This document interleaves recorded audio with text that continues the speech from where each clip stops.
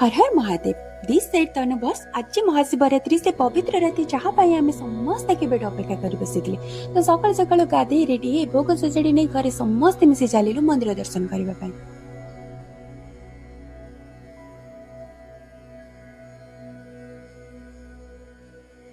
मंदिर में पहुंचवा पर देखिलु मंदिर बहुत ही मेड़ होता ये कौन कर देखी पारे ये तो जाकर भिड़ हवा स्वाभाविक कथा केवल एटी नुह एत बड़ बड़ लाइन सबुआड़े सब मंदिर ही लगे।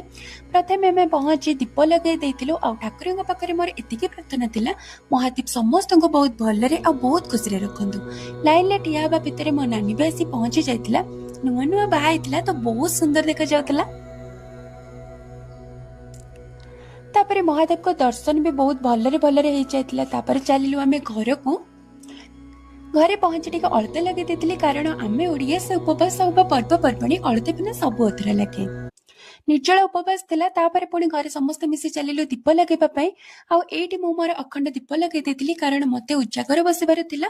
बहुत जण भी मंदिर रे उजागर बसिथिले। तापरे मंदिर रे स्टार्ट हो जाइतिला यज्ञ यज्ञ परे परे हेतिला रुद्राभिषेक आ जो मुहूर्त पे सब अपेक्षा करते महादीप देखा।